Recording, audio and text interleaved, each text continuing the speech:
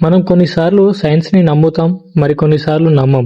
కృష్ణుడు చాలా గొప్ప సైకాలజిస్ట్. ఆయన అర్జునుడితో ఇలా అంటున్నాడు, సరే అర్జున, ఆత్మ శాశ్వతమనే మాట నీకు అర్థం కావట్లేదా?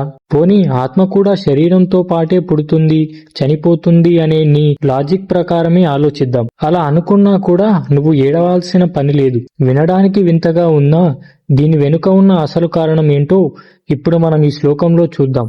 ఇక శ్లోకంలోకి వెళ్తే శ్రీకృష్ణుడు ఏమంటున్నాడంటే, ఓ అర్జున, ఒకవేళ ఆత్మ అనేది ఎప్పుడూ పుడుతూనే ఉంటుంది, ఎప్పుడూ చనిపోతూనే ఉంటుంది అని నువ్వు అనుకున్నా అప్పుడు కూడా నువ్వు ఈ విధంగా బాధపడటం సరికాదు. ఇక్కడ కృష్ణుడు ఒక ప్రాక్టికల్ పాయింట్ చెబుతున్నాడు. లోకంలో పుట్టిన ప్రతిదీ చనిపోవడం, చనిపోయిన ప్రతిదీ మళ్లీ పుట్టడం అనేది ఒక ఆగని చక్రం. ఇది ప్రకృతి నియమం. ఒకవేళ ఆత్మ అనేది క్షణానికే పుడుతూ చనిపోతూ ఉన్నా అది నీ చేతుల్లో లేని పని. ప్రకృతిలో జరిగే నిరంతర మార్పును ఎవరూ ఆపలేరు. అలాంటప్పుడు జరగబోయే దాని గురించి, నీ కంట్రోల్లో లేని దాని గురించి బాధపడి ప్రయోజనమేముంది? కృష్ణుడు ఇక్కడ అర్జునుడిని బలమైన భుజాలు కలవాడా అని పిలిచాడు.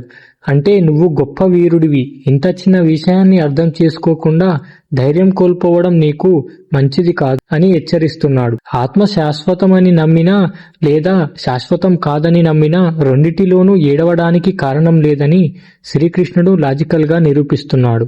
ఈ శ్లోకం మనకు ఇచ్చే గొప్ప పాఠం వాస్తవాన్ని స్వీకరించడం.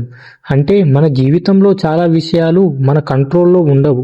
వాతావరణం, వయస్సు పెరగడం, మరణం ఇవన్నీ ప్రకృతి ధర్మాలు. వాటిని మార్చలేనప్పుడు వాటిని చూసి భయపడడం వల్ల మన శక్తి తగ్గుతుందే తప్ప ఏదీ మారదు. సిద్ధాంతాన్ని నమ్మినా సరే అది మిమ్మల్ని బలహీనుడిగా చేయకూడదు.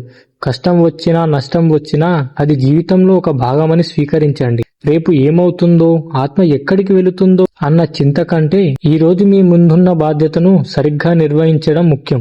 అర్జున, పుట్టుక చావు అనేవి ప్రకృతిలో భాగం. ఒకవేళ ఆత్మ పుట్టి చనిపోతుందనేది నిజమైనా అది నిరంతరం జరిగే ప్రక్రియ. కాబట్టి నువ్వు ధైర్యంగా నీ యుద్ధం నువ్వు చేయి అని శ్రీకృష్ణుడు మనకు కర్తవ్యాన్ని గుర్తు చేస్తున్నాడు. పుట్టినవాడు మరణించక తప్పదు, మరణించినవాడు పుట్టక తప్పదు. ఇది తప్పించలేని సత్యం అని నొక్కి చెప్పే 2వ అధ్యాయం శ్లోకం 27 గురించి తర్వాతి వీడియోలో చూద్దాం.